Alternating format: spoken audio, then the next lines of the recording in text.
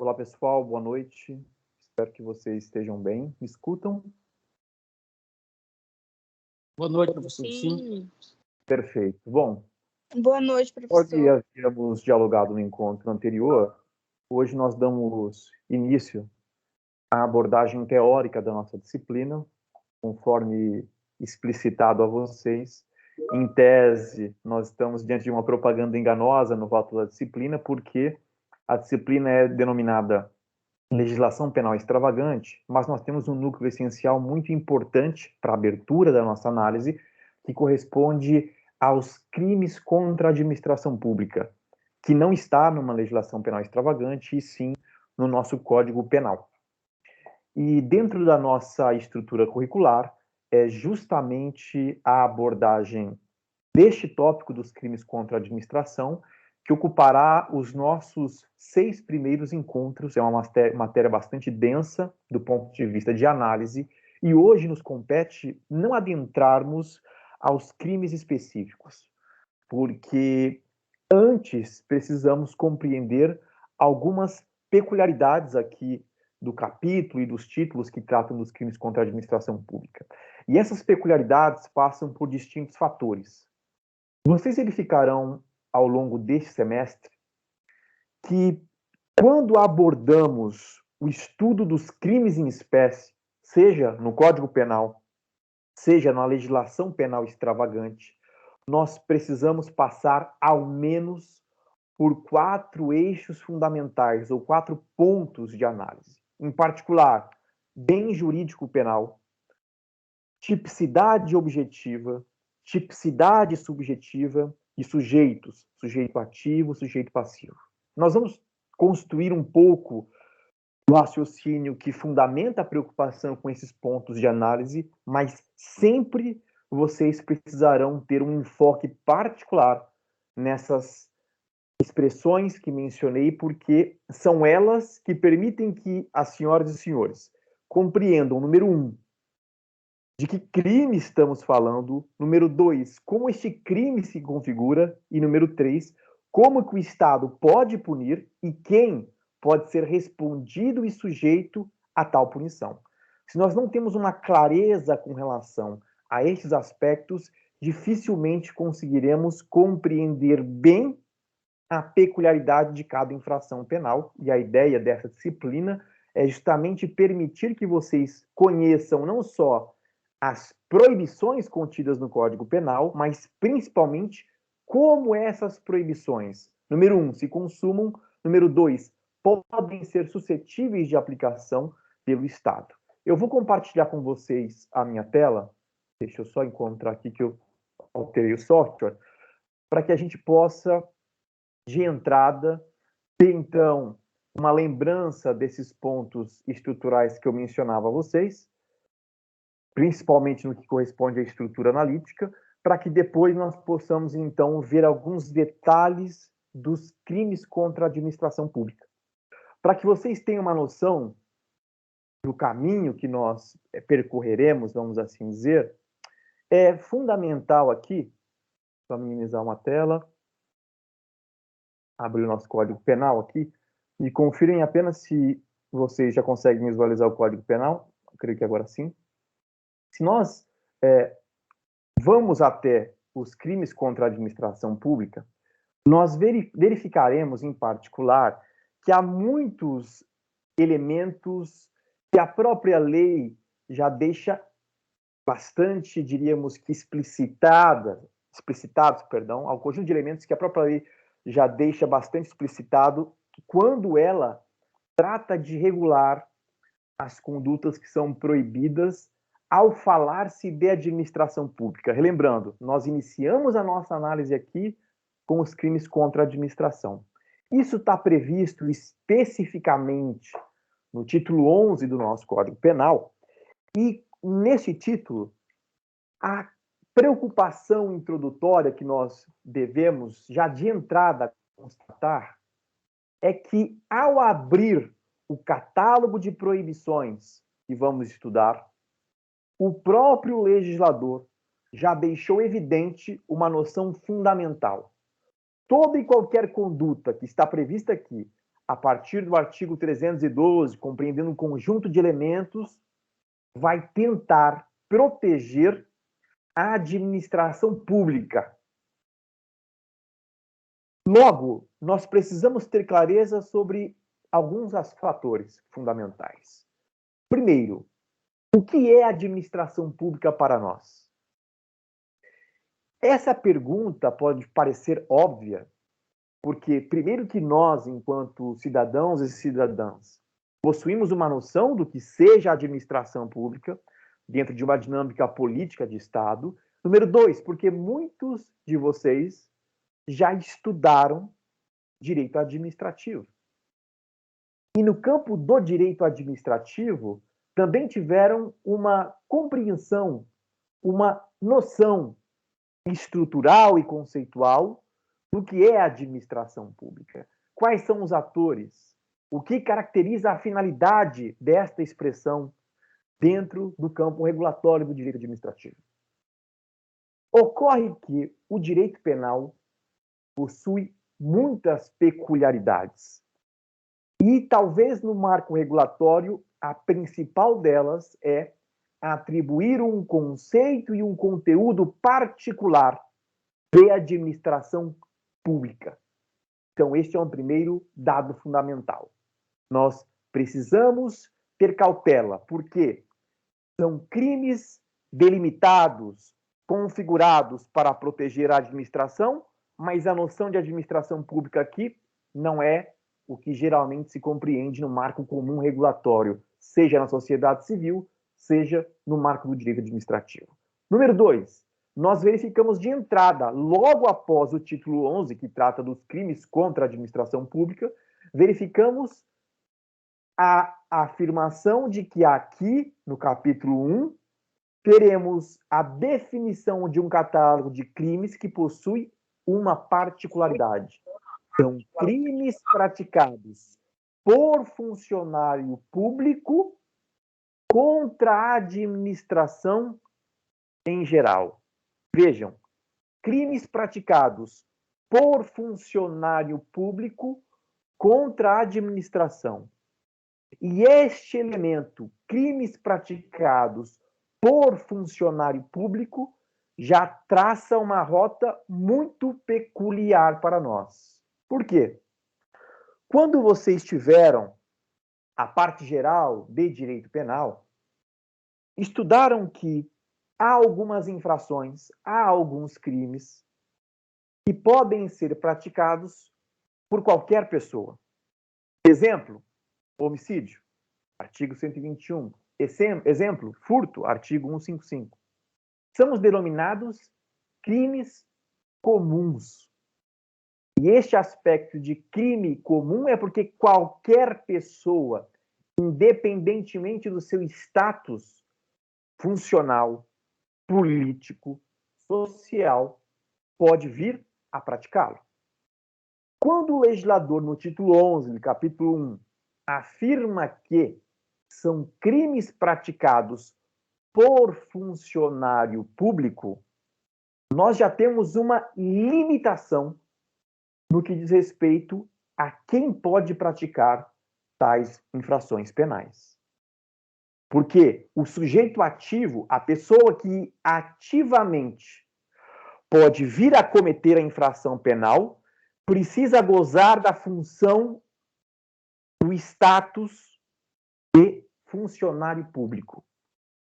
E aí vocês também poderiam dizer, bom, uma afirmação óbvia, professor. Um crime contra a administração pública, vamos ver alguns exemplos aqui da própria legislação. Peculato, corrupção ativa, corrupção passiva, concussão, nós vamos estudar cada um desses crimes na próxima aula. Obviamente que nós pensaríamos em um funcionário público.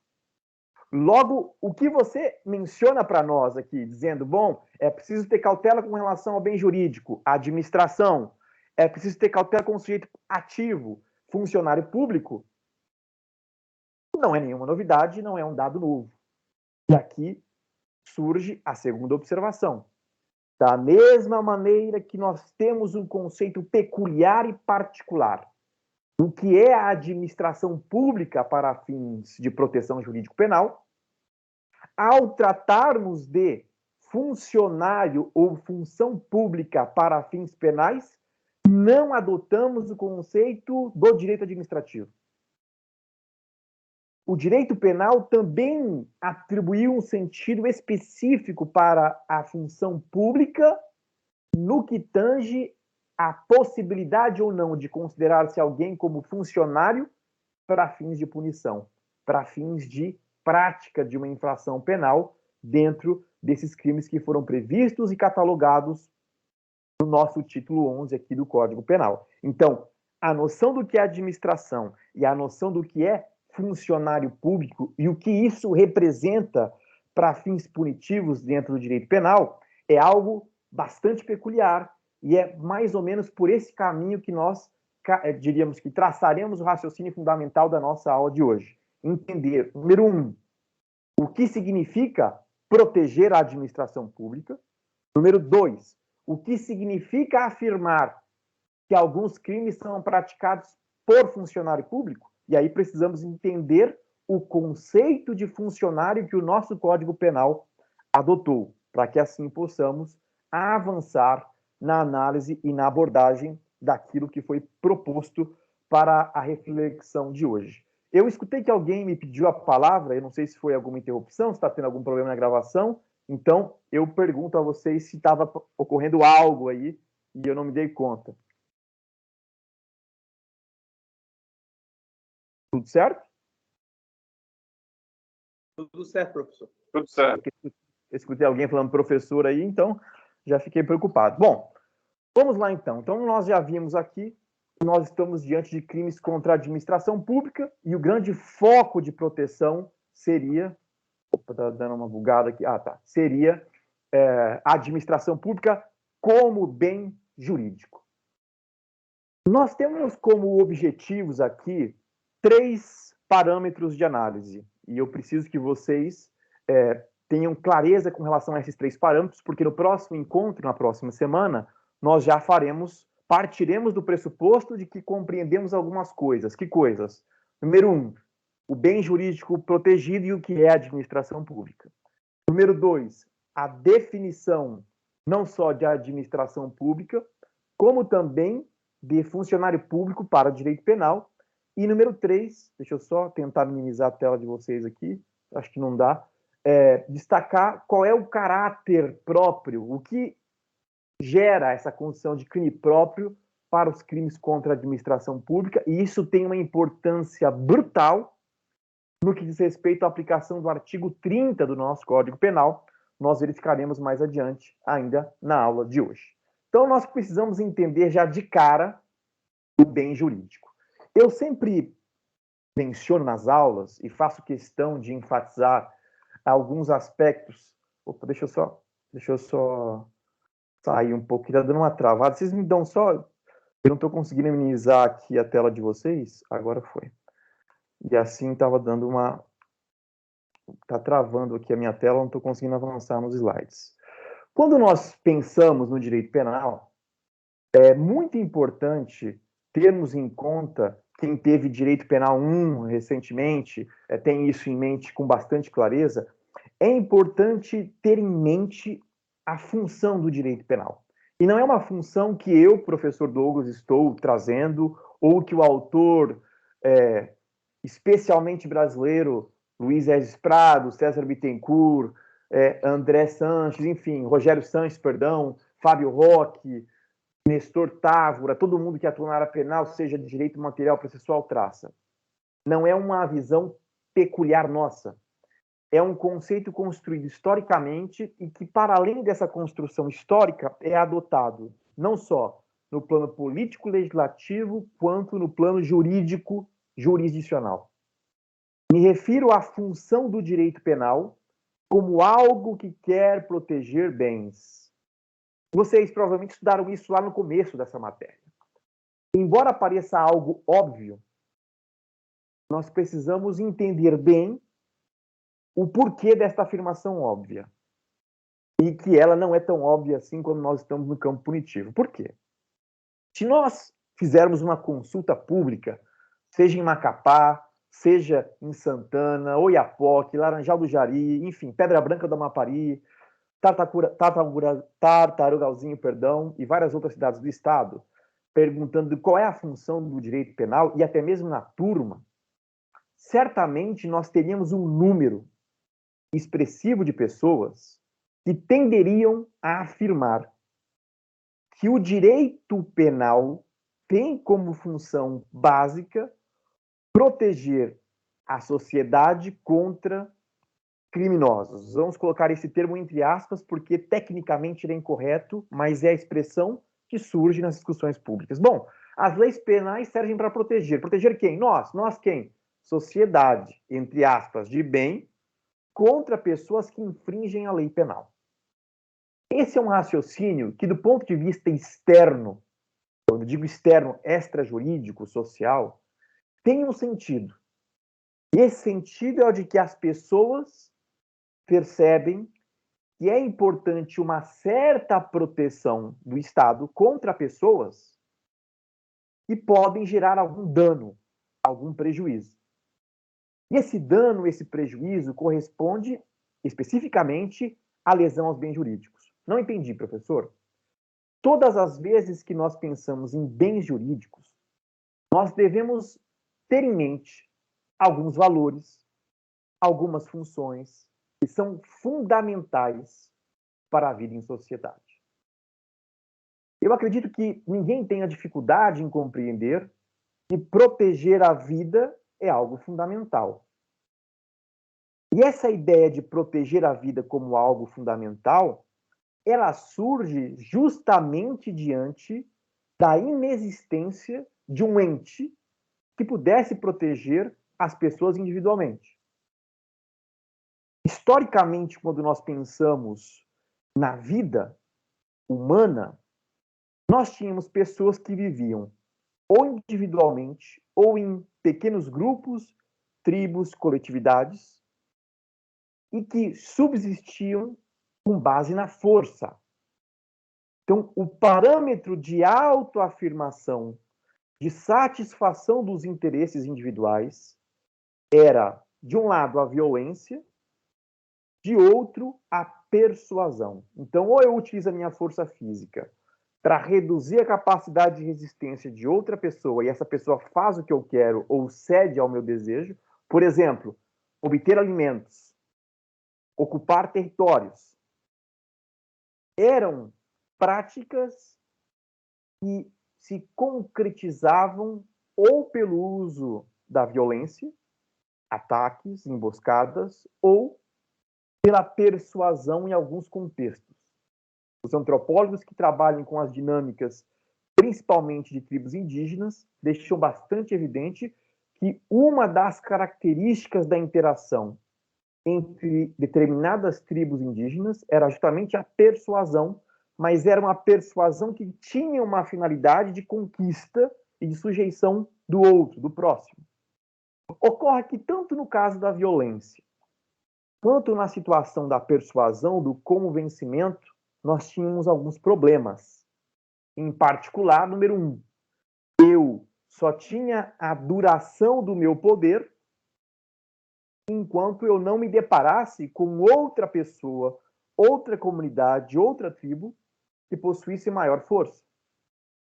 E no caso da persuasão, havia o risco das traições, ou seja, um atuar dissimulado que acabava permitindo uma reversão do status entre dominante e dominado.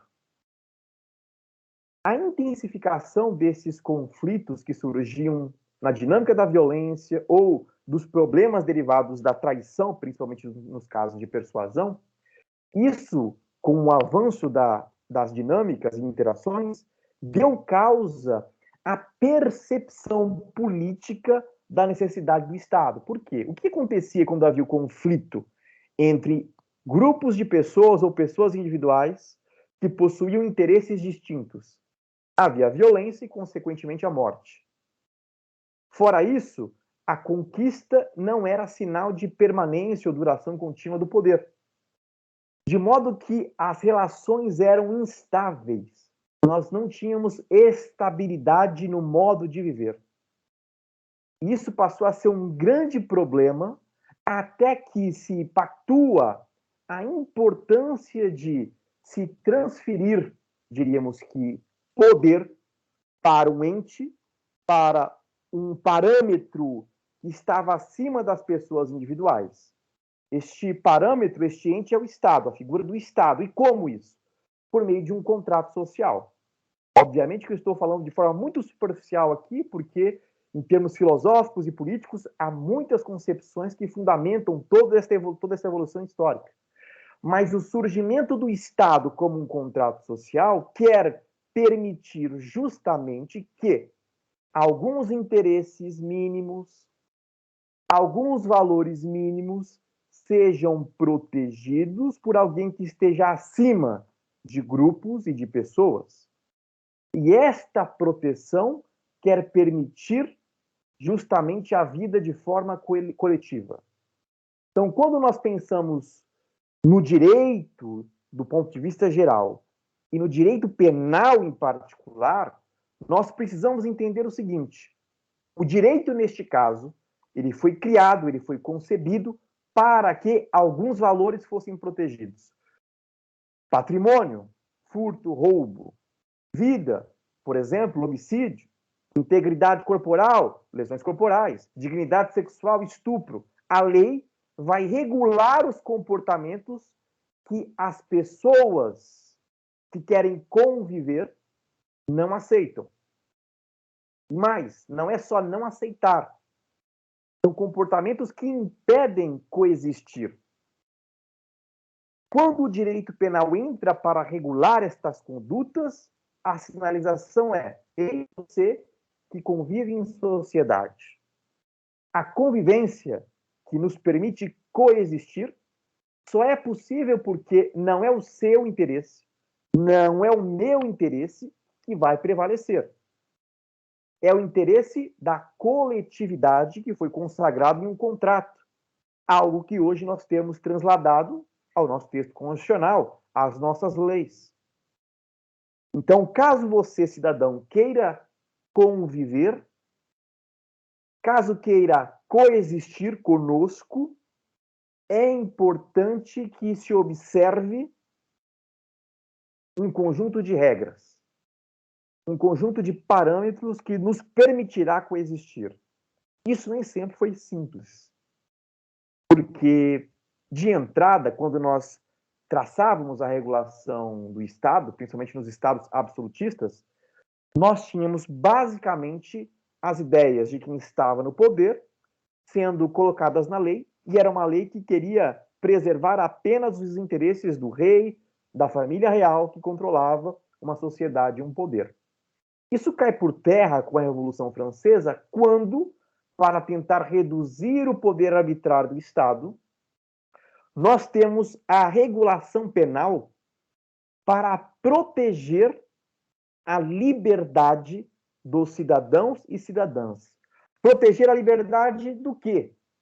Proteger a liberdade face ao poder arbitrário do Estado, que punia as pessoas, levando-as a perder a vida, a perder a liberdade, em razão de um desígnio, de uma intenção que era própria do Estado na figura do rei, mas que não se correspondia ao desejo da sociedade como um todo. Então, quando o direito penal surge como ferramenta, e é essa ferramenta que nós estudamos e trabalhamos até os dias de hoje, no judiciário, no legislativo e no campo acadêmico, ele surge, o direito penal, para proteger o cidadão, número um, contra a arbitrariedade do Estado. Então, era uma forma de dizer: olha, cidadão, fique tranquilo, você só estará sujeito a uma pena caso venha a cometer uma infração penal. Que infração penal? A infração penal que está definida na lei. Que lei? A lei que foi aprovada seguindo um rito, que foi construída previamente para que você não seja surpreendido sobre aquilo que pode ou não gerar a punição. Tudo bem. Mas isso que está regulado na lei vai servir para quê? Bom, vai servir para proteger os valores que nós entendemos como fundamentais. Então, todas as vezes que vocês verificarem um artigo do nosso Código Penal, este artigo, obrigatoriamente, na parte especial, a partir do artigo 121, e na legislação penal extravagante, este artigo, quando tipifica uma conduta, obrigatoriamente protege um bem, ou seja, um valor ou interesse, que é fundamental para que as pessoas possam coexistir em sociedade. Por isso que nós temos crimes contra a vida, crimes contra o patrimônio. Não se esqueçam que, no contexto da Revolução Francesa, vida, liberdade e patrimônio eram os aspectos fundamentais da proteção. E o nosso Código Penal começa crimes contra a vida, crimes contra o patrimônio. A sequência traduz a valorização que o legislador dá, a importância que o legislador dá a cada bem jurídico. Então, todo artigo do nosso Código Penal protege, na parte especial, um bem jurídico. De maneira que o Estado só pode punir você, só pode punir a mim, quando eu realizo uma conduta que estava proibida em lei e afeta ou ofende a um bem jurídico. Princípio da lesividade, ou seja, as condutas são reguladas para proibir comportamentos que possam lesionar o quê? Bens jurídicos, valores, funções, elementos fundamentais para a vida em sociedade.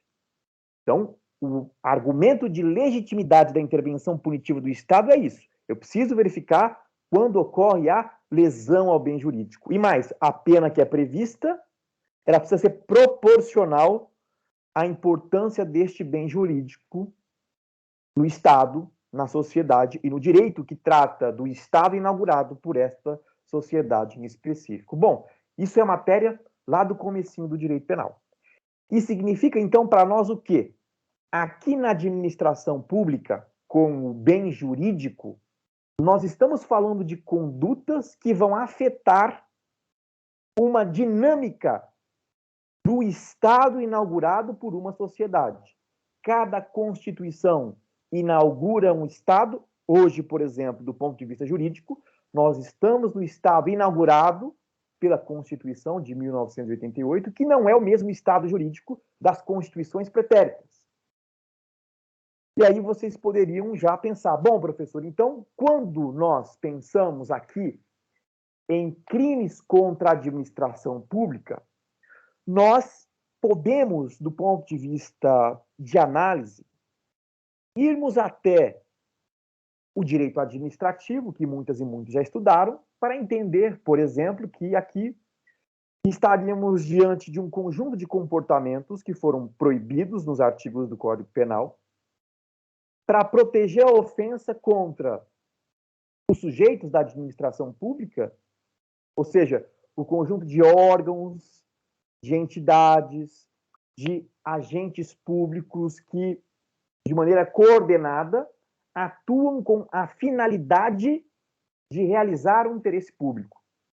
Será que é isso mesmo? Porque dentro do nosso direito administrativo, a administração pública, para a doutrina mais clássica, é tratada como o conjunto de órgãos, de entidades, de agentes que atuam de maneira coordenada, praticando atos administrativos para a realização de fins públicos, do interesse público, interesse esse que é regulado no marco constitucional e infralegal. Se é isso, será? Vejam que aqui é a primeira divergência importante que vocês precisam ter em conta. Por quê? O direito penal não trabalhou com essa noção de administração pública. Nos crimes que são regulados neste capítulo que nós começamos a estudar, a ideia de administração pública está vinculada, em particular, a partir de dois grandes parâmetros para a doutrina majoritária. Você tem tanto o parâmetro que se enfoca no patrimônio público, que é um elemento importante para nós, mas também tem o parâmetro do correto funcionamento, do funcionamento com probidade da administração pública. E este funcionamento correto, adequado, probo, é um parâmetro importante para nós, por quê? nem sempre nos crimes contra a administração pública eu preciso ter a ofensa ao patrimônio público. Por exemplo, eu posso, e vocês estudarão na próxima aula comigo, eu posso ter a configuração, a consumação de um crime de corrupção passiva sem a configuração de uma conduta que implique, de fato, na obtenção de um recurso público. Isso por quê? Porque alguns comportamentos por si só, como, por exemplo, uma mera aceitação de uma vantagem indevida, uma mera predisposição em prejudicar o correto funcionamento de uma entidade, de um órgão público, esse modo de atuar, independentemente da afetação ou não do patrimônio público, já representa uma ofensa, do ponto de vista jurídico, para a pretensão política e jurídica. Tem alguém com o microfone aberto aqui? Vou pedir para fechar. Está dando uma interferência. Mas aqui, vejam, nesse âmbito da administração pública, eu preciso ter... Opa! Não vou falar porque não vai dar para escutar ninguém, né? Alguém que esteja com o microfone aberto e que o interlocutor esteja dizendo parou, por favor, feche o microfone porque eu não consigo identificar quem é. Então, aqui na administração pública para fins do direito penal, eu destaquei para vocês aqui no campo conceitual, é preciso que vocês tenham em mente que o foco para o direito penal está especificamente na proteção não apenas do patrimônio público. É uma dimensão que vocês sentirão do ponto de vista analítico a presença aqui de proteção? Sim, está presente. Mas o foco maior está na probidade, ou seja, na correção, na lisura do quê? Do exercício da função administrativa. Muito cuidado com relação a isso, porque quando nós pensamos, e aí a importância do resgate histórico que eu fiz a vocês, quando nós pensamos na possibilidade de aplicar ou não a lei penal, sempre é preciso ter em conta que há a afetação de um bem jurídico, o bem que é protegido pela lei por meio da criminalização de uma conduta num artigo do Código Penal, por exemplo. E quando vocês buscarem por este bem, não busquem apenas patrimônio. Digo isso porque, quando nós pensamos em crimes contra a administração pública, talvez principalmente por conta das dinâmicas de corrupção, nós sempre buscamos uma possível afetação do patrimônio, uma afetação dos recursos públicos. Isso é um parâmetro que pode ocorrer, mas não só, e não depende desta ocorrência, porque probidade é um parâmetro distinto da dimensão de patrimônio. Então, probidade é atuar com correção, com lisura, e aqui também é um parâmetro importante. Quando vocês buscarem na análise doutrinária, tenham em mente que bem jurídico protegido, administração pública, não é apenas patrimônio público, e sim proteção da probidade, correção e lisura do exercício de uma função administrativa. Vejam que já é algo diferente daquilo que está previsto no direito administrativo. A gente não está falando aqui de órgãos, entidades, agentes que de maneira coordenada configuram a administração. Não é isso. Nós estamos falando mais da dinâmica funcional da administração pública. Isso é importante porque, inclusive, alguns autores, doutrina minoritária, mas autores que geralmente são muito acolhidos pelos estudantes, afirmam, inclusive, que, na verdade, o bem jurídico protegido aqui seria o prestígio que a administração desfruta ou deveria desfrutar, deveria receber perante as pessoas. Ou seja, as pessoas de uma sociedade deveriam prestigiar, reconhecer, confiar na administração pública. Se corrupção ocorre, se concussão ocorre, se peculato ocorre, crimes praticados por um funcionário, esse prestígio cai por terra. É doutrina dominante? Não. Mas é algo que vai na mesma linha da busca de proteção da probidade, ou seja, da correção e lisura no exercício de uma função administrativa. Então, já acende para nós aqui um primeiro alerta, e eu vou até destacar de amarelo aqui no nosso slide, depois disponibilizo para vocês, com relação ao princípio da lesividade, porque pode ser que nem sempre eu tenha uma lesão ao patrimônio público e mais uma lesão nas regras que guiavam, que dirigiam a forma, o modo de realização desta função pública. Então, um ponto importante aqui para a gente na dinâmica do bem jurídico protegido. Pois bem, nós vimos então como funciona o nosso direito penal. Eu falei agora um pouco sobre o bem jurídico protegido. E nós precisamos passar hoje, de maneira panorâmica, na próxima aula de maneira profunda, sobre 3 aspectos fundamentais: a tipicidade objetiva, a tipicidade subjetiva e os sujeitos dos crimes contra a administração pública. E aqui me refiro aos sujeitos ativos e passivos. São noções que vocês já trabalharam lá em Penal 1, depois em Penal 2 e 3, aqui é Penal 4, em teoria, mas que merece uma reflexão para que isso fique bastante claro a vocês do ponto de vista estrutural. Quando nós vamos até, e eu vou abrir aqui o nosso Código Penal de novo, quando nós vamos até o nosso Código Penal, sempre, cada uma e cada um de vocês precisam ter em mente a estrutura de um crime, a estrutura de uma infração penal. O que significa cada uma das partes de uma conduta que é proibida.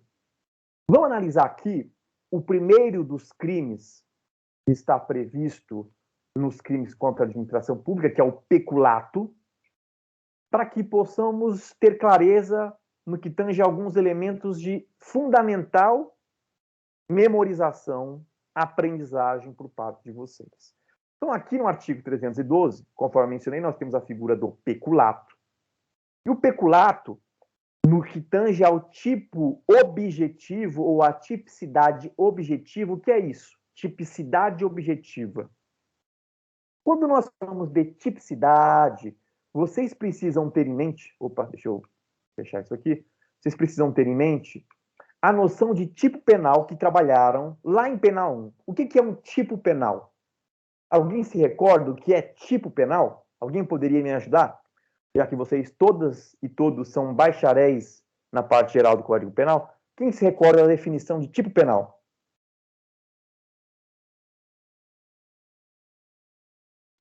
Epa, será que todo mundo foi embora? Me deixaram sozinho aqui? Ronaldo. Uma conduta, né, professor? Uma conduta imprópria. Veja, Ronaldo. Quando nós falamos em... Alguém quer complementar o que o Ronaldo disse? Concorda, discorda com o Ronaldo?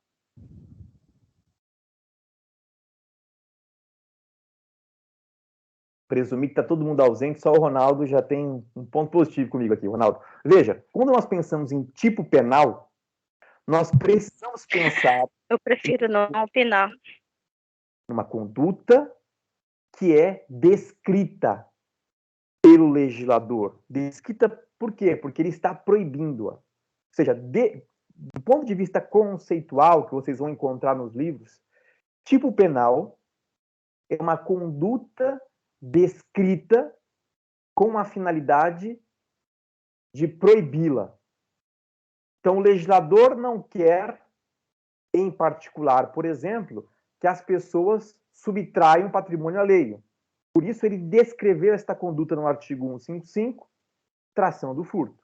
Então, tipo penal é descrição abstrata. Por que abstrata? Porque é dirigida para todas as pessoas.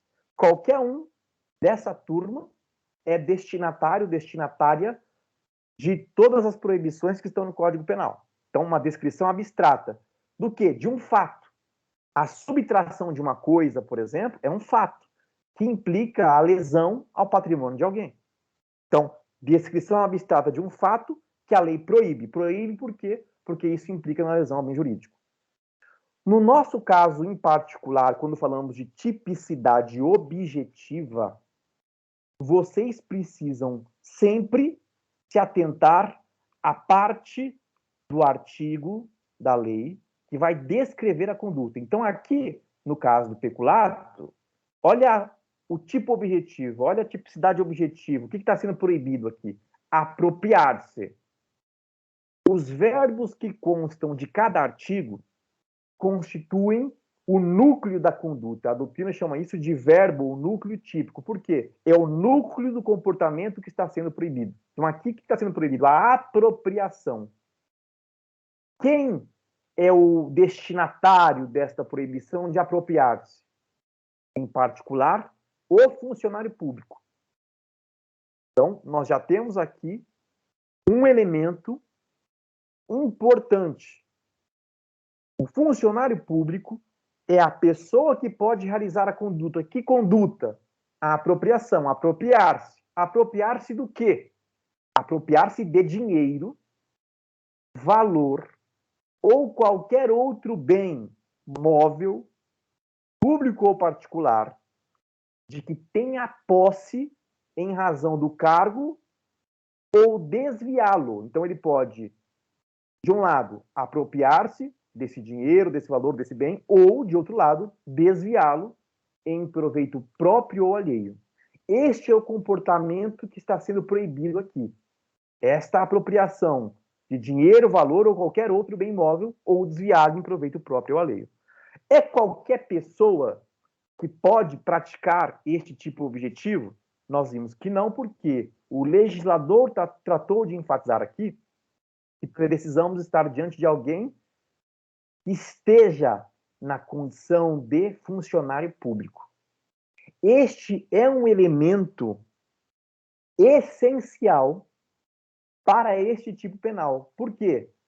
Veja, nós estamos diante de um crime contra a administração pública, em particular, de um crime que é praticado por funcionário público.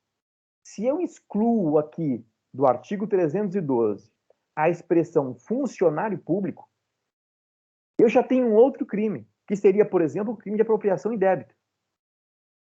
Então, a expressão funcionário público é um elemento essencial deste crime de peculato que está no artigo 312. E é um elemento essencial da tipicidade objetiva. Então, quando eu falar ou mencionar a vocês tipo objetivo ou tipicidade objetiva, lembrem-se sempre que estamos falando da conduta que foi proibida especificamente pelo Estado no artigo do Código Penal.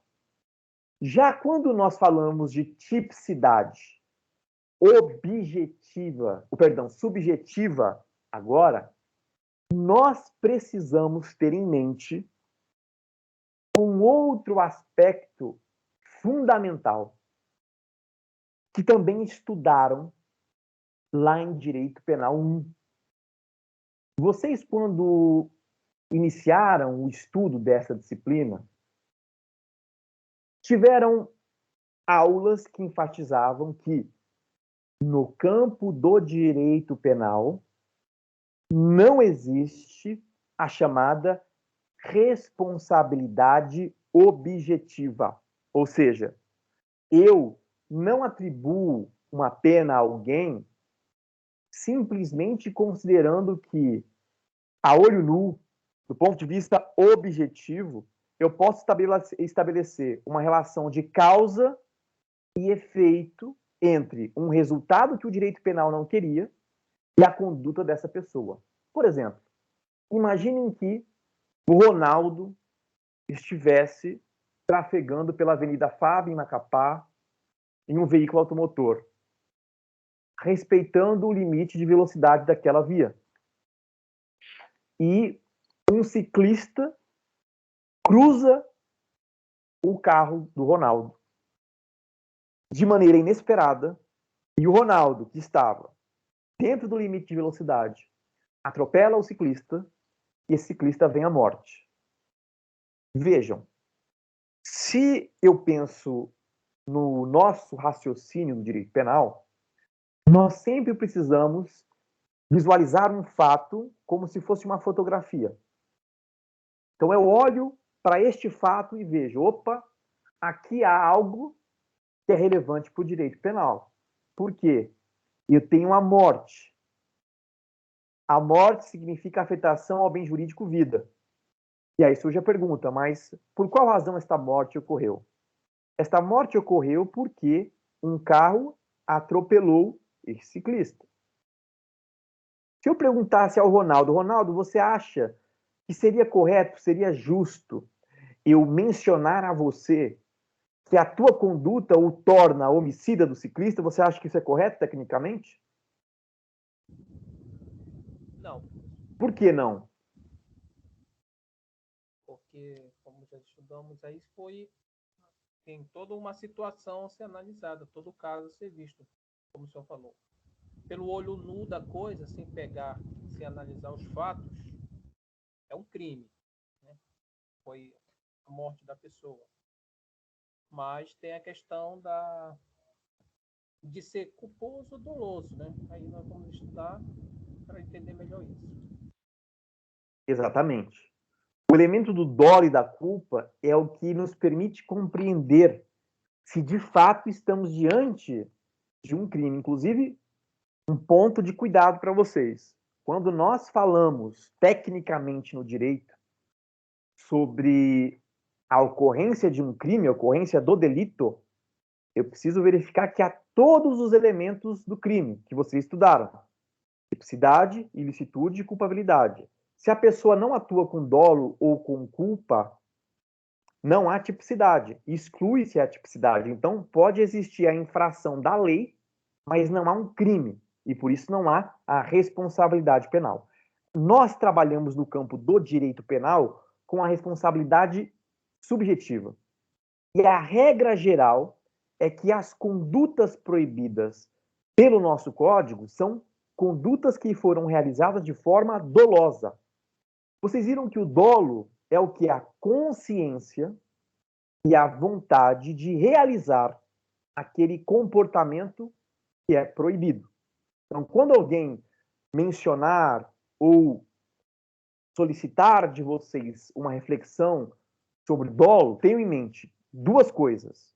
Primeiro, um elemento de conhecimento, que é o que se chama elemento cognitivo. Eu conheço o quê? Que a minha conduta é proibida, que a minha conduta pode causar, por exemplo, a morte. E eu tenho, de outro lado, um elemento volitivo, de vontade. Eu quero. Por isso, consciência e vontade. Então, os autores mais clássicos dizem, olha, quando alguém atua com dolo, ela atua com consciência e vontade de causar a lesão ao bem jurídico, de efetivamente vir a lesionar, por exemplo, o patrimônio de alguém, a lesionar a vida de alguém, a integridade física de alguém, etc. A regra geral, nós temos que as figuras são todas dolosas. Excepcionalmente, nós teremos a previsão de algumas figuras culposas no Código Penal, e são poucas, não são muitas, porque, em regra, o legislador ele parte de uma premissa muito importante para a história do direito penal, mas que hoje já cai em desuso, de que, em regra, para fins punitivos, eu tenho três fatores importantes: ação, contato e intenção. O legislador, historicamente, pensava o seguinte: olha, é mais grave para o direito penal punir as pessoas que atuam para, por exemplo, matar alguém. Então, as condutas ativas eram mais graves do que as condutas omissivas. Então, o foco, se vocês analisarem a nossa legislação, vai para as ações. Outro aspecto, é mais grave a pessoa que, além de atuar com a ação, atue com contato. Porque, historicamente, a gente se preocupava com os delitos em que eu conseguia verificar alguém atuando e causando a lesão, seja no homicídio, seja no furto, no roubo. Por isso que alguma doutrina diz que, historicamente, o direito penal se enfocava nos crimes sangrentos, que tinham violência, contato, ou nas situações em que você conseguia identificar alguém que, por exemplo, estivesse praticando um furto, um estupro, porque visualmente você identifica o contato que lesiona o bem jurídico. E, por fim, além da ação com contato, o legislador se enfocava nos atuares intencionais. E essa intenção, claro, vai corresponder à perspectiva do dolo, não é? Então, houve toda uma construção histórica para o atuar com consciência e vontade. Isso muda. E muda a partir da segunda década a segunda parte do século passado, em que nós tínhamos uma preocupação, e esse é um dado real, uma preocupação dos autores de direito penal mais clássicos com os crimes de trânsito. Porque começaram a surgir muitas mortes, principalmente na Alemanha e na Europa, em razão do uso descontrolado de veículos automotores.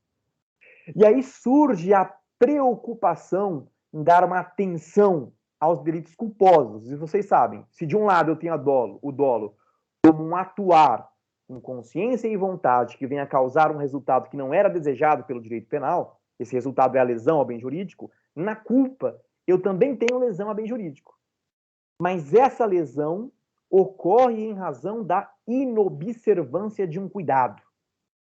Então, a pessoa, ela não observa um cuidado que era devido, por exemplo, para conduzir um veículo automotor, e por inobservar este cuidado, causa a morte de alguém. O dolo e culpa são os elementos subjetivos ou a estrutura da tipicidade subjetiva que nós vamos analisar nos crimes da parte especial e na legislação penal extravagante. E esse é um dado importante porque, em particular, embora a regra geral do nosso Código Penal seja a figura dos delitos dolosos, em particular, no caso dos crimes contra a administração pública, nós temos uma figura culposa e vamos verificar mais adiante qual é. Então, será importante não só visualizar a dimensão da culpa, mas também entender como é que isso repercute para nós do ponto de vista punitivo e de análise.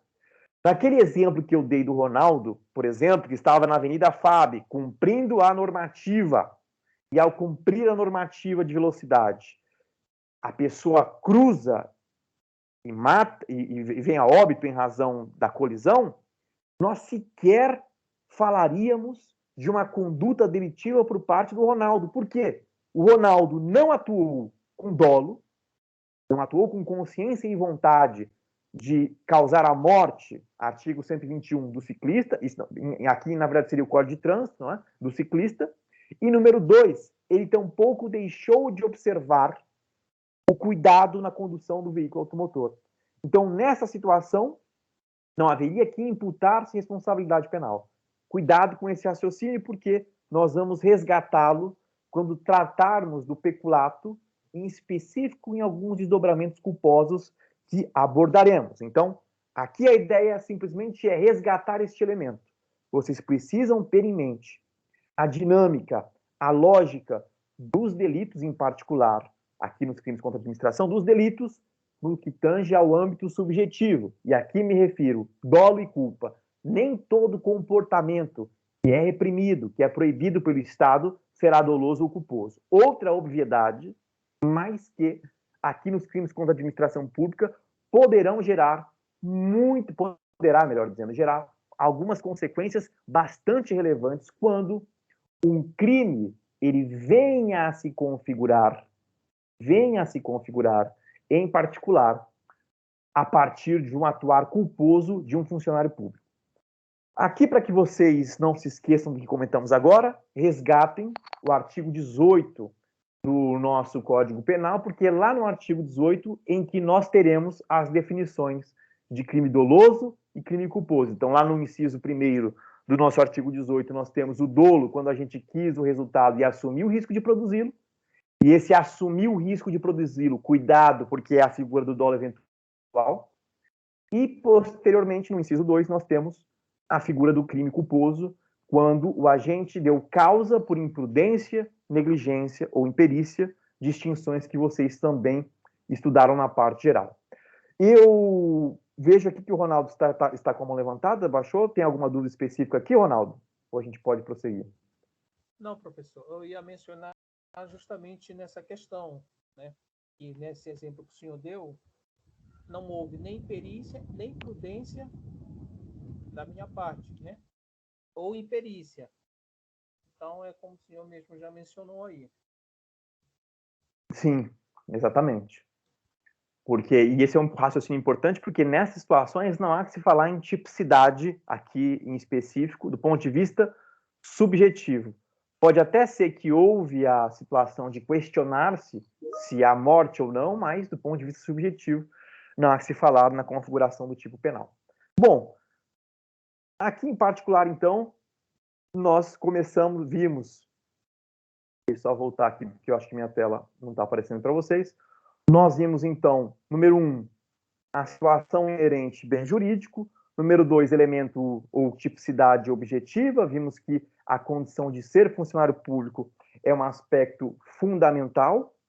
E, por outro lado, só perguntar a todo mundo, para mim, eu estou falando super alto aqui. Realmente está baixo, porque o Cristiano está comentando aqui no chat que está muito baixo a minha voz.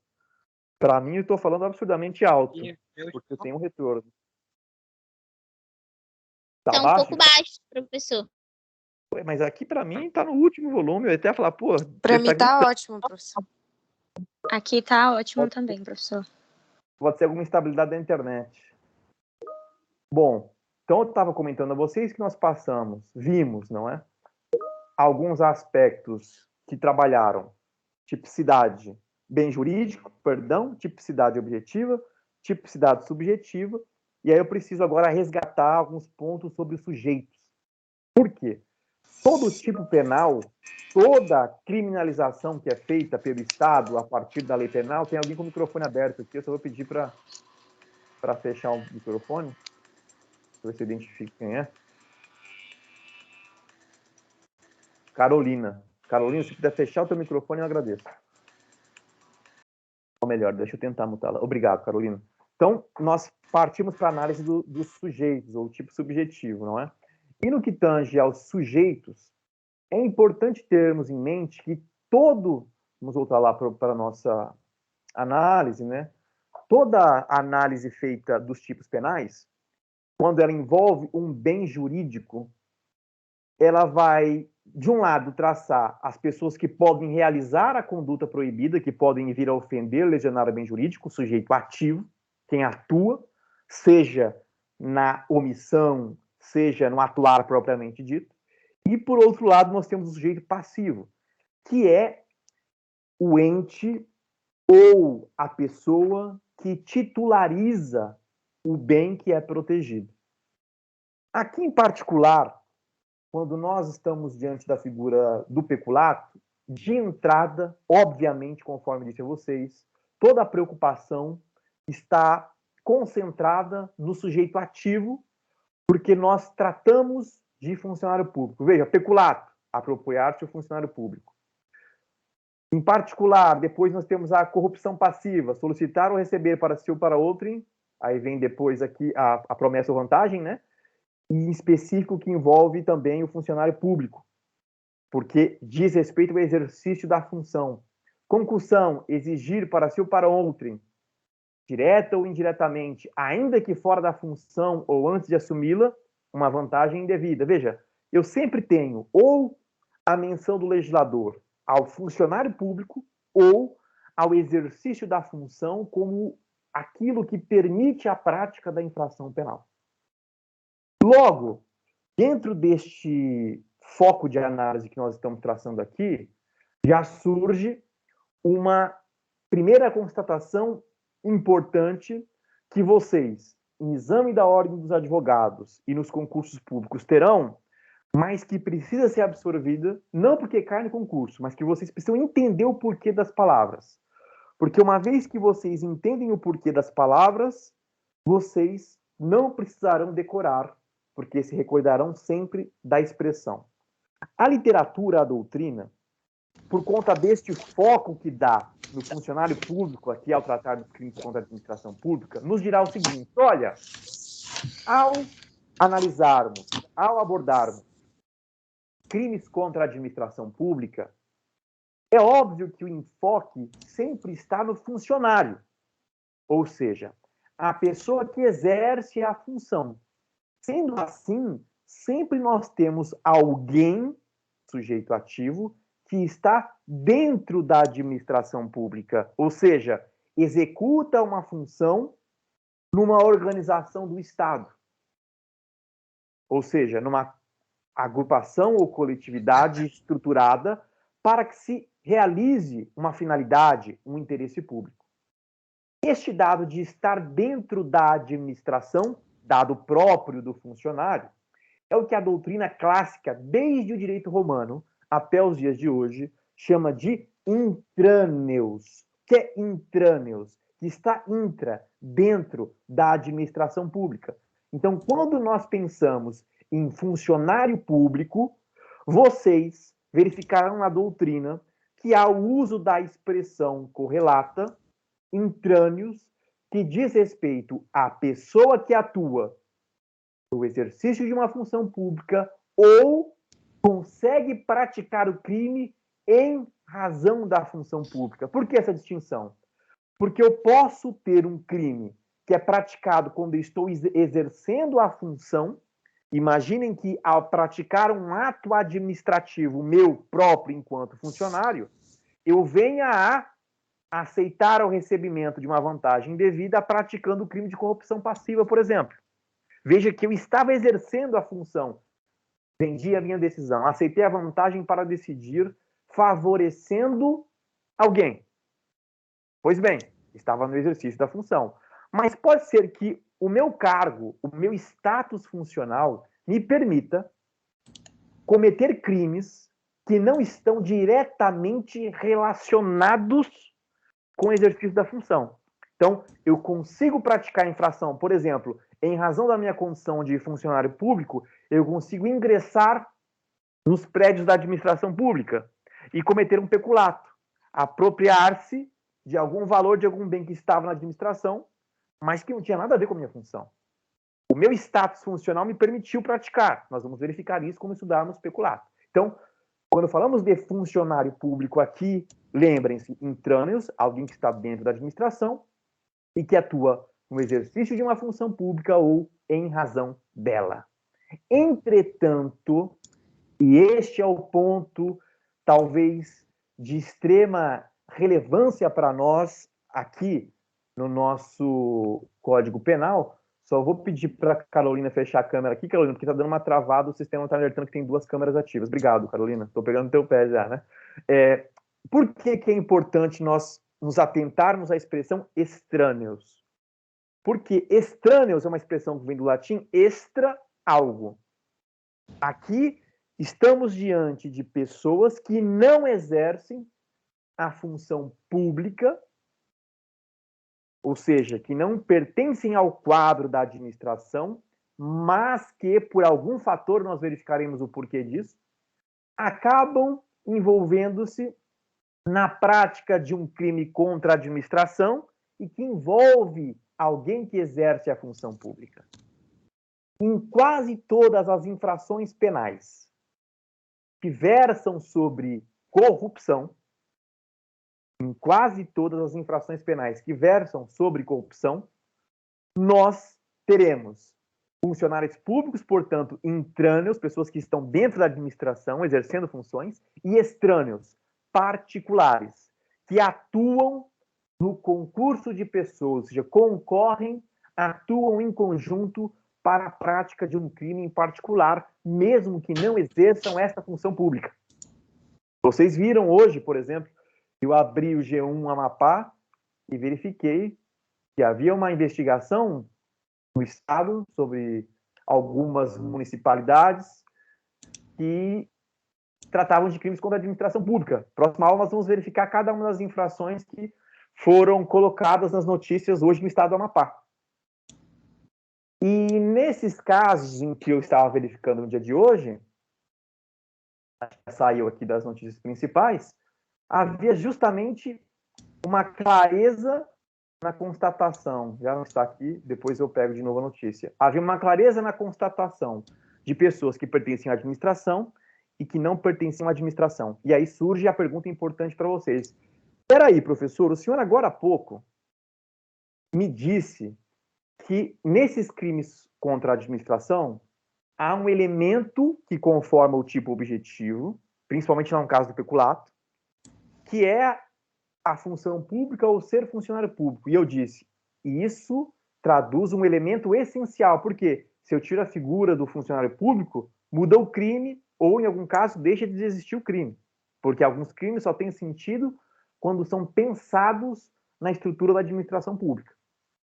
Agora, o senhor está me dizendo que é possível também ter alguém, o extrâneos, que é um particular, que não exerce a função pública. E aí eu já não entendi. Porque nós estamos diante de crimes funcionais, crimes cometidos por funcionários públicos contra a administração pública. E como é que agora o senhor me diz que nós temos particulares, pessoas que não são funcionários públicos? Essa pergunta surge justamente em razão da noção jurídico-penal, e eu não estou falando jurídica, porque o direito administrativo define funcionário público de outra forma, mas estou falando da função jurídico-penal de funcionário público. Veja, todas as vezes que nós falamos de crimes contra a administração, nós estamos diante de crimes funcionais, que significam, conforme consta do slide de vocês aí, crimes que são cometidos apenas por funcionários públicos. E aí eu estou complementando, porém, a pessoa particular, ou seja, não funcionária, não exercente da função pública no sentido clássico do direito administrativo, também pode ser considerado um exercício de função pública. E por quê? Porque o nosso artigo 327, do Código Penal adota um conceito amplo de funcionário público e um conceito específico da seara penal. Por que isso? No nosso campo do direito penal, considerar-se-á funcionário público quem? A pessoa que, mesmo transitoriamente, ou seja, que não exerce uma função pública com estabilidade. Vocês sabem que, no âmbito da administração pública ou no âmbito do Estado, a principal característica do exercício das funções públicas, principalmente no Poder Executivo, é a estabilidade.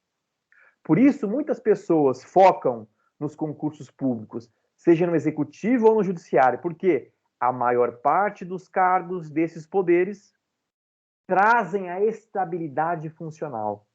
Para que ocorra a exoneração, a dispensa no serviço público, eu preciso de um processo administrativo disciplinar, um PAD, que realmente demonstre a infração dos deveres funcionais de alguém. Se isso não acontece, eu não posso desvincular essa pessoa do exercício da função pública. Inclusive, nas carreiras jurídicas, há outros fatores, como a inamovibilidade, não é? Que é um fator também que atribui muita segurança no exercício da função pública. Vejam, aqui, no 327, de cara, o legislador já diz que quem atua transitoriamente pode ser funcionário público, que esteja de passagem. Quando?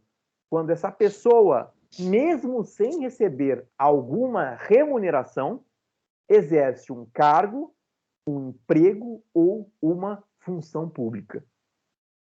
Se nós pensamos no conceito clássico do direito administrativo, por certo, nós teremos as noções de exercício de uma função a partir de uma posição definida nos cargos, mas dificilmente nós conseguiríamos trabalhar exercício de função pública no direito administrativo com aspecto transitório e sem remuneração.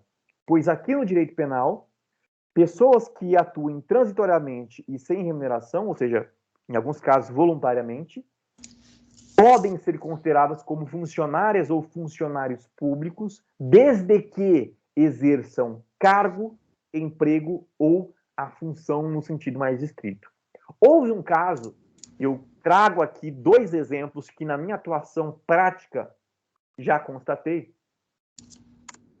que podem parecer inusuais, mas surgem na atuação, seja do Ministério Público e das polícias. Primeiro caso, uma pessoa que esteve envolvida na condição de jurada em um caso de corrupção, um caso de corrupção passiva, por conta da sua função de jurada em um tribunal do júri popular. Não vou mencionar a cidade, mas num determinado júri popular, um proprietário rural pessoa com muita influência, ofereceu uma quantidade significativa de recurso, dinheiro, entre aspas, vantagem indevida, para membros do Tribunal do Júri Popular, para que essas pessoas votassem pela absolvição. Era um caso em que o proprietário rural matou a esposa em razão da descoberta de uma traição conjugal. E aí, posteriormente, com a absolvição, descobre-se esse esquema em que algumas pessoas venderam os seus votos, entre aspas. Né? Venderam os seus votos. E aí, muitas pessoas discutiram qual seria a responsabilidade, se é que ela poderia ser cogitada no caso concreto. Porque nós estaríamos diante de alguém que não é um juiz togado, um juiz concursado. São pessoas comuns. Vocês sabem que nos crimes dolosos contra a vida, nós temos o Tribunal do Júri, que é composto por pessoas comuns, sem nenhuma formação jurídica em regra, que decidem acerca da absolvição ou condenação de quem é submetido ao júri popular. O júri é uma função pública. É permanente? Não. É uma função transitória para o ato. A famosa função ad hoc, ou ad hoc, não é? Função para um ato específico. E aí, o que se interpretou no caso concreto é que esta pessoa que aceitou o recebimento da vantagem indevida poderia amoldar-se na prática de corrupção porque era um funcionário público. E muitos vão dizer, mas espera aí, funcionário público, um particular que atuou no julgamento? Sim, porque se você faz a análise daquilo que diz o nosso Código Penal para fins de proibição da corrupção passiva, nós temos solicitar ou receber para si ou para outrem, direta ou indiretamente, ainda que fora da função ou antes de assumi-la, mas em razão dela, vantagem indevida ou aceitar promessa de tal vantagem. Então, em razão da função de jurado de um tribunal de júri, a pessoa, no caso concreto, foi denunciada, processada e julgada pelo crime de corrupção passiva. Repetindo o que nós vimos no conceito, atuava de forma transitória e sem remuneração, mas exercia uma função pública. Então, o 327, ele é um artigo relevantíssimo para todos e todas aqui nessa disciplina, porque principalmente nesse tópico que estamos estudando. Porque o nosso Código Penal altera a lógica conceitual de funcionário público quando diz aqui que o atuar transitório e sem remuneração configura a função pública desde que ocorra o exercício do cargo, do emprego ou da função pública. Em especial a função pública, porque no emprego nós temos alguns aspectos fundamentais que acabam vinculando a relação entre a pessoa e a estrutura do Estado, e no cargo também. Mas, em particular, aqui a função é o ponto que gera maiores discussões. E isso ocorre justamente porque quando alguém exerce uma função pública, ela atua em atenção aos interesses da sociedade como um todo. Atua em razão do interesse público e sempre que isso ocorre, há um comprometimento prévio ao assumir esta função de que se cumprirá um conjunto de deveres que traduzem a proteção da probidade, que é o que nós vimos um pouco no começo da aula. Então, este comprometimento com atuar correto no exercício de uma função dentro da estrutura administrativa do Estado é o parâmetro de maior relevo aqui no artigo 327 do Código Penal. Um outro caso que aconteceu no estado vizinho de vocês há um tempo atrás, Pará, diz respeito ao processamento também por crimes de corrupção passiva de uma senhora que atuava como mesária no processo eleitoral. Quem foi mesário sabe, é um atuar que você é convocado, em que você se compromete a um conjunto de responsabilidades para esta função, é uma função pública, porque estamos diante do processo eleitoral que atribui legitimidade para o exercício de funções públicas a partir de mandatos eletivos, e neste âmbito há muitas responsabilidades. É funcionário concursado? Não. Atuar transitório. Recebe-se algo? Não. No máximo, alimentação, em algumas localidades, algum auxílio de transporte, mas não há remuneração para o atuar no processo eleitoral, porque se trata de um dever cívico, de cidadania. E nesse particular, aqui também temos o exercício de uma função pública. Então, vejam, 2 casos em que, em regra, sequer cogitaríamos de um atuar funcionarial no direito administrativo, como atuar do membro do júri popular, ou de um mesário no processo eleitoral, em razão do conceito do artigo 327, se encaixam perfeitamente como funcionário público. Então, vejam que o bem jurídico, a administração, tem as suas peculiaridades, e a noção conceitual do que é o funcionário público também tem, porque o conceito aqui é próprio do direito penal. E cuidado, porque aqui, por certo, não há a configuração de nenhum vínculo com a administração pública. E eu vou até destacar aqui em outra cor o slide que eu estou compartilhando com vocês. Este conceito de funcionário público, conceito amplo, é para efeitos penais, ou seja, para punir alguém pela prática de crimes contra a administração pública. Então, tenham cuidado com relação à finalidade deste conceito, porque a finalidade é o que atribui as características que dão operação ou operabilidade ao conceito de funcionário público que consta do nosso artigo 327. Há, por outro lado, no parágrafo 1º, alguém pediu a palavra? Sim. Só, os exemplos que o senhor deu agora há pouco em relação ao empresário, ao júri, eles estão, querendo ou não, em uma, vamos dizer assim, uma atmosfera pública, correto? Mas imagina o seguinte, aqueles agentes de proteção da aviação civil, os famosos APACs, aqueles que são terceirizados e fazem a fiscalização na área aeroportuária, nos scanners. Eles ali têm uma previsão de agente de proteção da aviação civil. Em um eventual caso de corrupção, solicitação para liberar, ele estaria cometendo crime de corrupção passiva ou não? Veja, ele é contratado, mas está terceirizado, exercendo uma função pública, que é prevista em lei, por exemplo, no PNAVSEC.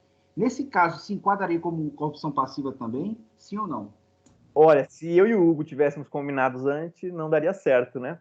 Sim, por quê, Hugo? Porque o parágrafo 1º que nós iríamos analisar agora traz o funcionário público por equiparação.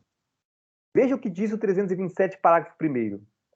Aqui, o legislador tratou também de dar esta condição de funcionário por equiparação quando quem exerce o cargo, o emprego ou a função atua numa entidade paraestatal, por exemplo, as autarquias, o próprio Sistema S, né, SESI, SESC, SENAC, enfim, e quem trabalha, deixa eu tentar aqui agora sim, quem trabalha para uma empresa prestadora de serviço, contratada para quê? Para prestar um serviço de interesse público ou de um serviço que possa facilitar a realização de alguns objetivos de determinados entes do Estado.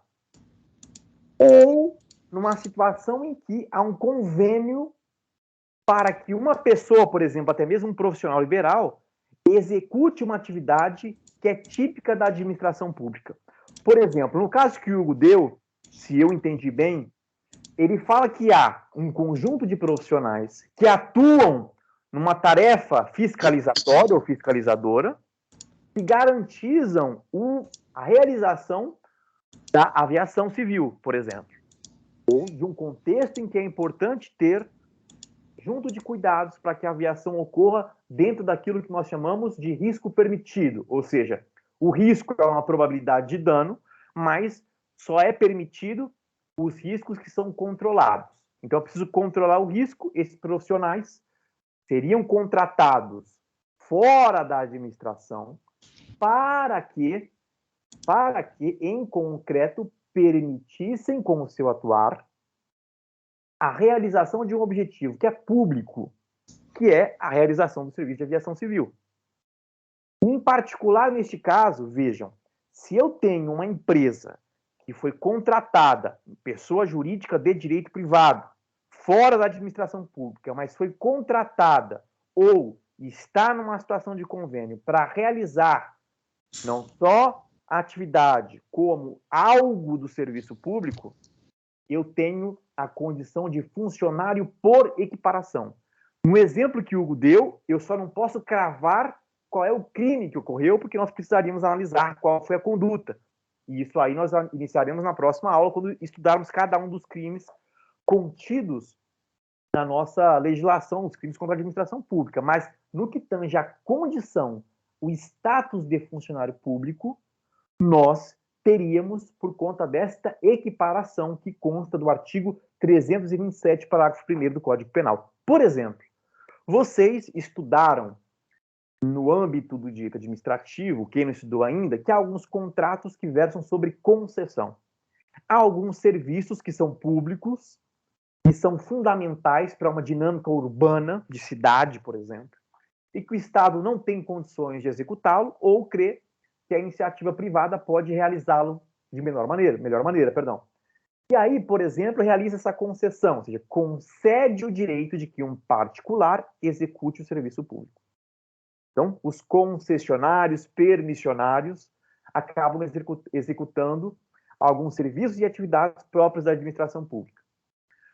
Em uma certa ocasião, questionou-se se, por exemplo, a subtração de combustível da prefeitura de um município do estado de São Paulo por parte de um motorista contratado de uma empresa terceirizada poderia configurar peculato. E por que houve isso no caso concreto?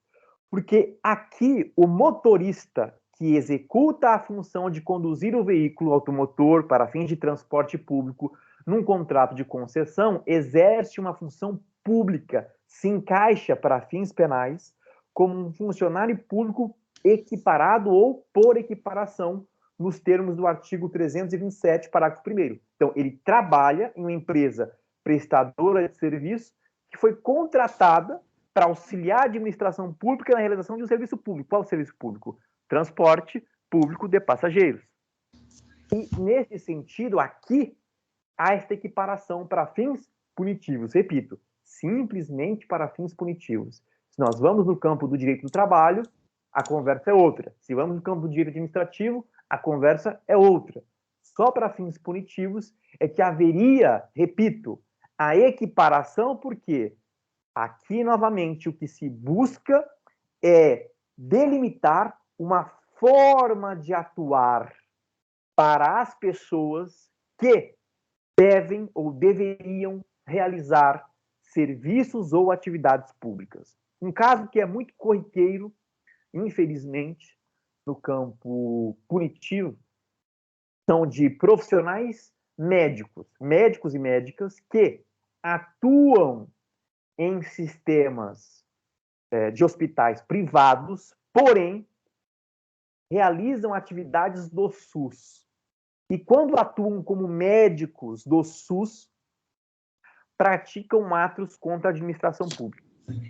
E não são poucos, hein? Não são poucos, infelizmente. Eu atuei no Rio de Janeiro muito na área de improbidade, contratos com a administração pública, envolvendo os termos de parcerias com organizações sociais e a rede pública de saúde.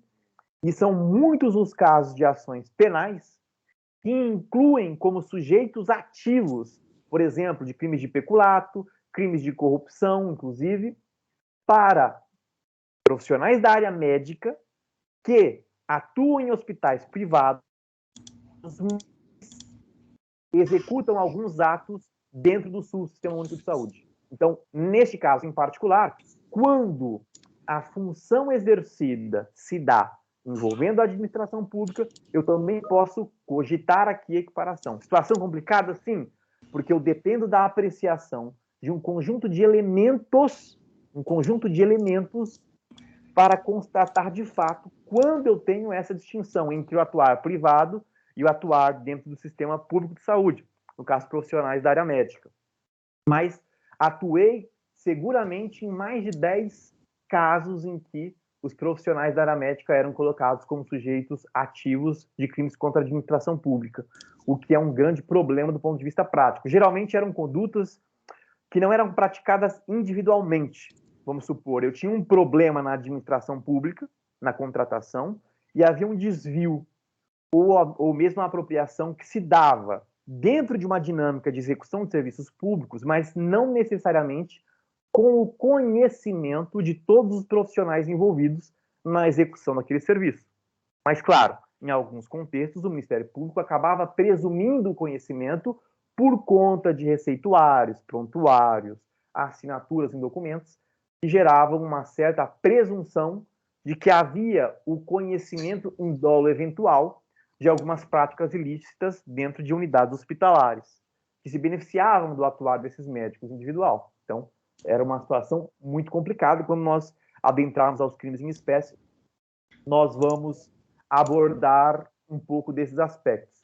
Então, mencionei esses exemplos. E por que eu mencionava, fazia esse esclarecimento sobre funcionário por equiparação, que é funcionário público propriamente dito, e, num caso distinto, aquela noção que trabalhamos antes dos intrâneos, os particulares. Por quê? Conforme eu mencionei a vocês, aqui, nos crimes contra a administração, nós teremos obrigatoriamente a figura do funcionário público, seja o funcionário público propriamente dito, seja o funcionário público por equiparação, ou aquela noção mais transitória que vimos no artigo 327. Tudo bem, até aí beleza, porque nós entendemos qual é o conceito de funcionário público. Coisa distinta surge quando nós estamos na seguinte situação.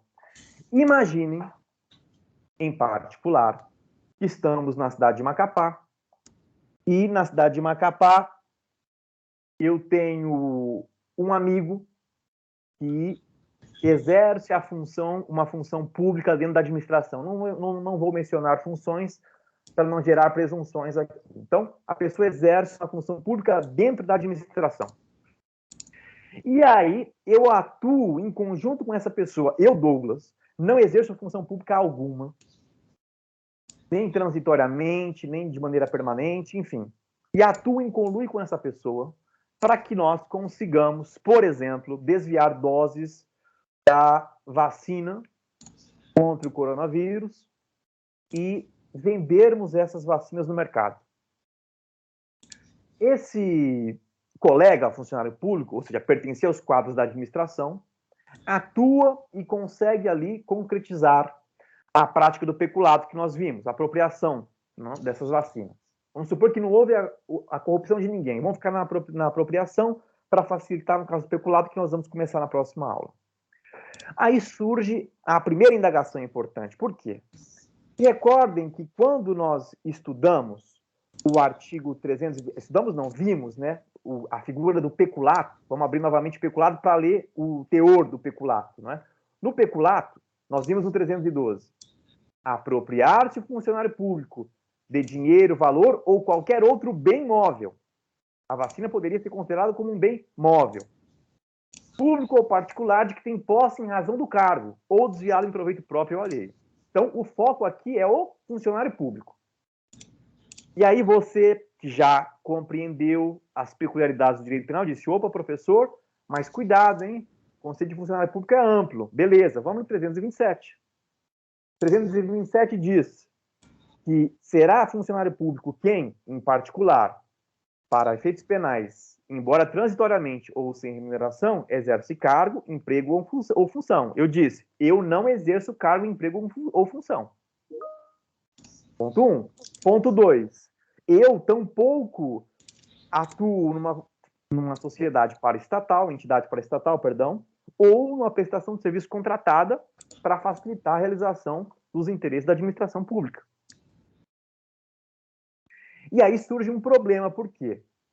Este crime, peculato, assim como os outros crimes contra a administração, conforme eu disse a vocês, são crimes funcionais, crimes próprios, ou seja, o sujeito ativo, quem pode ser punido pelo Estado, só é a pessoa que pode cometer o crime. Em outras palavras, do funcionário público. Mas, nesse caso, houve o concurso de pessoas. Eu atuei cooperando com o funcionário público, meu amigo, para que ocorresse essa apropriação, esse desvio de vacinas. Como ficaria, então, juridicamente falando, a responsabilidade se o elemento essencial para nós aqui do artigo 312, que é a condição de funcionário público, não existe no meu caso? Aqui é que surge a importância de compreender a parte geral que vocês estudaram lá no começo da graduação aqui na Estácio. Por quê? A condição de funcionário público é uma condição pessoal, ou seja, ela é própria àquela pessoa que exerce a função, o cargo ou o emprego público, seja na forma do 327 caput, seja na forma da equiparação. Entretanto, se nós pensássemos a ferro e fogo na interpretação do 327 e na literalidade do 312, que traz peculato, algumas pessoas poderiam dizer, opa, então você, Douglas, que não é funcionário nem no 327 e nem no parágrafo 1º desse artigo, que é a equiparação, você ficaria de fora da responsabilidade, porque não eres funcionário público. Esse raciocínio, por muito tempo, levava algumas pessoas a erro. Ocorre que o legislador, atento a tal dinâmica, regulou, lá no artigo 30 do nosso Código Penal, uma questão particular que trata ou versa sobre o concurso de pessoas, que se trata das circunstâncias da prática de um crime. E vejam o que diz a literalidade desse dispositivo. Não se comunicam as circunstâncias e as condições de caráter pessoal. Por exemplo, condição de mãe no caso do aborto, do infanticídio, porque o caso do infanticídio trata do filho próprio, matar o filho próprio sob a influência do estado corporal. Por exemplo, a condição de mãe é algo inerente a quem está cometendo infanticídio. E muitos poderiam dizer, opa, a condição de funcionário público é pessoal. Logo, ela não se transmite para você, Douglas, porque você não é funcionário público sequer por equiparação. Essa é a primeira parte do artigo 30. Entretanto, na parte final, o legislador disse, salvo quando elementares do crime. Salvo quando elementares do crime. E nós vimos agora há pouco. A condição de funcionário público é um elemento essencial do tipo penal lá do peculato, e não só do peculato, dos crimes contra a administração pública. Ou seja, é um elemento sem o qual não há que se falar na ocorrência daqueles crimes. Por quê? São crimes praticados por funcionários públicos. Sendo assim, neste caso, se eu atuo como um sujeito particular, o tal do extrâneos, cooperando com o funcionário público, o intrâneo, essa circunstância pessoal de funcionário público, ela vai ser transmitida para mim, caso eu tenha praticado este crime, conhecendo a condição de funcionário e sabendo que esta condição de funcionário é o que permitia a prática daquela infração penal. Então, há uma comunicação aqui.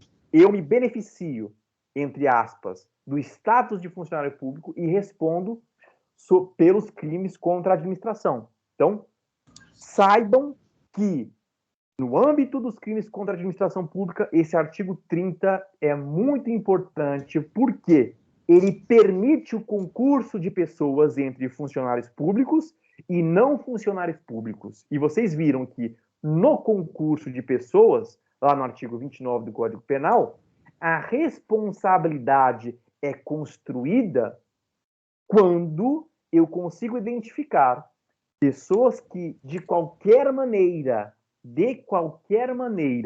cooperaram para a prática da infração penal. O artigo 29 é claro. Quem, de qualquer modo, concorre para o crime, vai incidir, vai responder nas penas que são cominadas, que são previstas para esse crime, na medida da sua culpabilidade. Então, de acordo com a minha cooperação, de acordo com a minha colaboração, eu respondo por esse crime porque, de acordo com o artigo 30, a condição de funcionário público é uma condição pessoal, é verdade, mas elementar dos crimes contra a administração pública. Então, elas sempre se comunicam Então, alguém que é o tal do extrâneos, que está fora da administração pública, poderá responder pelos crimes contra a administração, ainda que não seja funcionário público.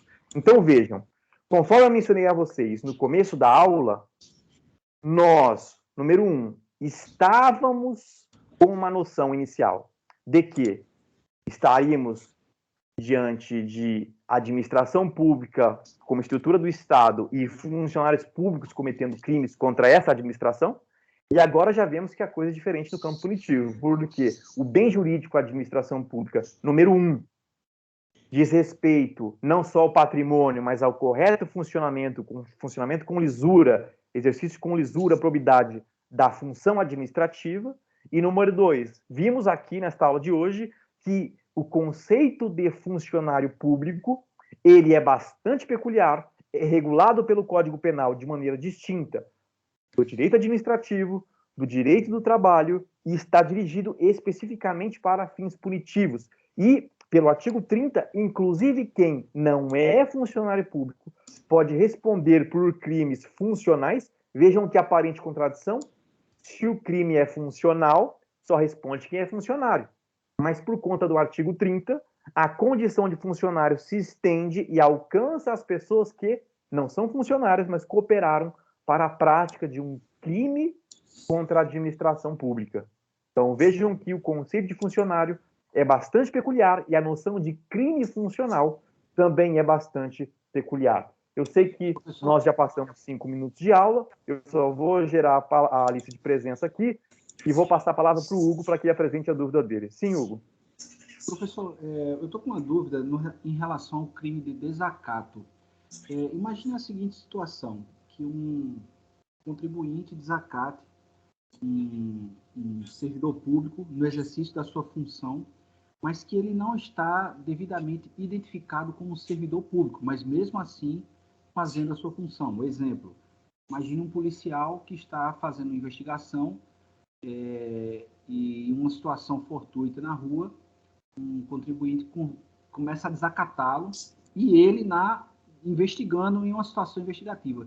Nesse caso, há flagrante delito por quem desacata ou não? Ou necessariamente teria que haver uma identificação dele?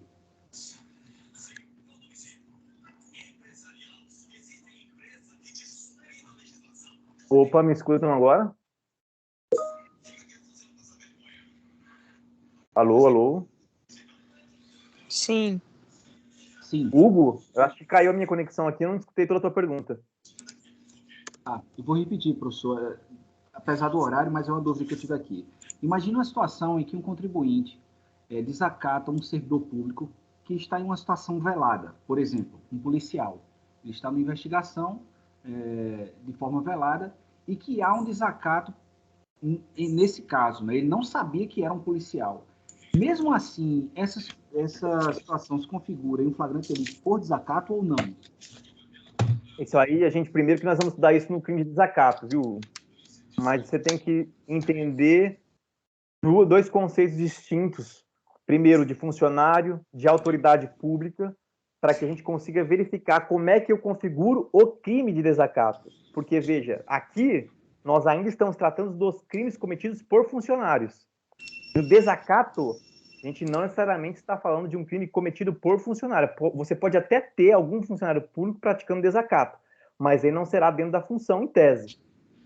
Nesse caso, em regra, o desacato, o sujeito ativo não é funcionário. Por isso que eu te digo, a gente vai chegar, eu acho que daqui 2 semanas nós abordamos os crimes que incluem o desacato, mas você precisa compreender uma outra dinâmica. Aqui agora a gente só está falando de crime contra a administração pública, para configurar ou não. Então não vou antecipar porque tem muitos elementos. Primeiro, tem que entender o conceito do funcionário e de autoridade. Segundo, verificar qual é o alcance do tipo de desacato, que não é um tipo, diríamos assim, que traça o mesmo raciocínio que nós estamos vendo. Por quê? No crime de desacato nós temos um crime praticado por um particular contra a administração pública. E aí a situação é distinta.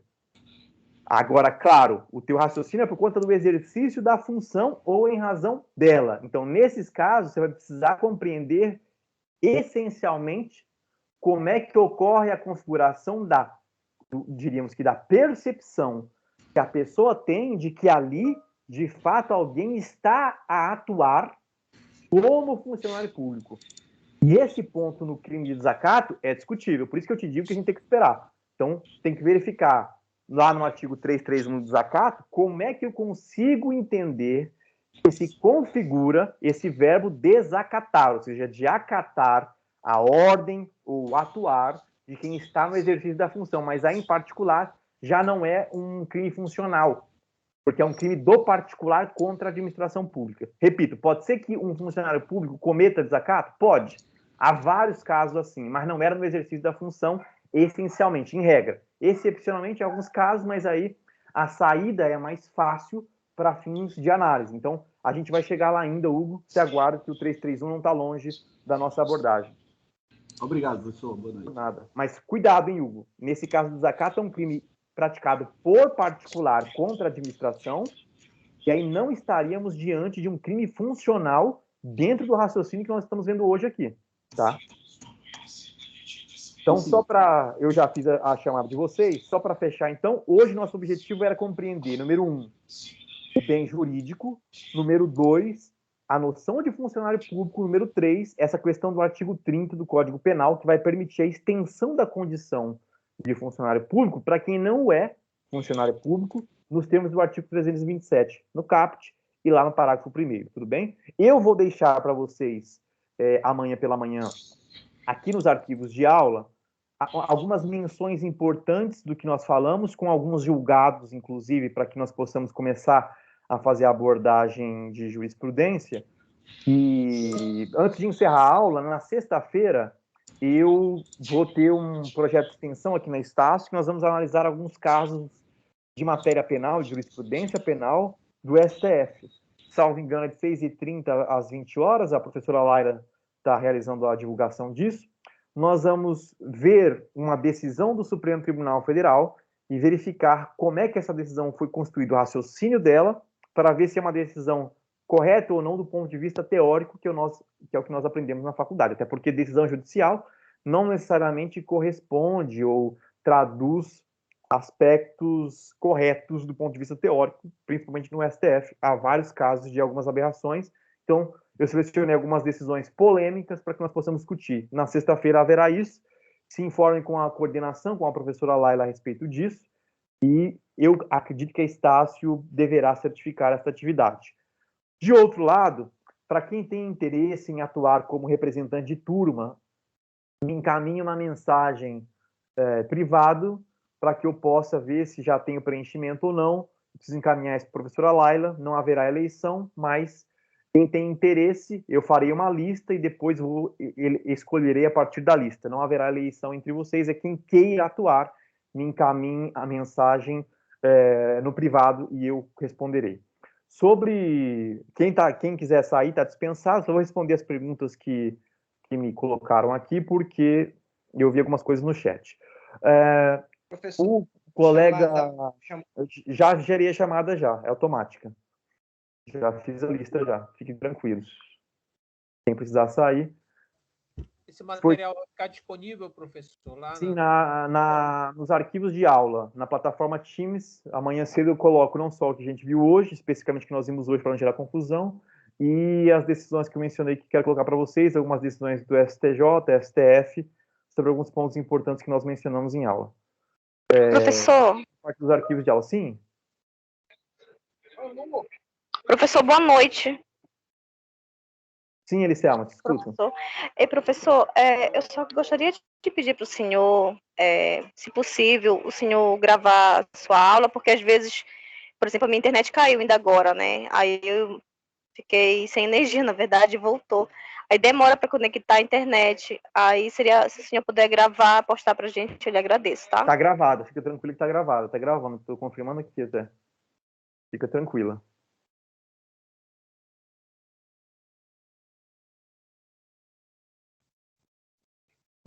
Boa noite, professor. Professor? Estou te escutando, Anderson. Era a minha vez de falar, mas o Ronaldo acabou falando na minha frente, mas a minha dúvida era dele e o senhor já respondeu, e eu vou baixar a minha mãozinha aqui, tá bom? Boa noite. Beleza, Anderson. Obrigado. Tinha um colega que perguntou aqui sobre bibliografia, não é?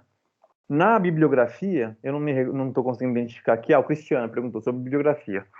Na bibliografia, eu vou deixar para vocês, nesse material que eu vou encaminhar da aula de hoje, alguns autores, não é? Eu sempre recomendo de matéria penal, de teoria, da parte teórica mesmo, os livros do professor César Roberto Bittencourt e Luiz Regis Prado, que são os melhores autores disparados, principalmente do Regis, mas a linguagem é mais rebuscada, mas é mais enxuto, mais fácil de ler, e do professor César Roberto Bittencourt é uma linguagem mais, é um texto mais amplo, então é uma leitura mais lenta, vamos assim dizer, porque há mais conteúdo para realizar a leitura.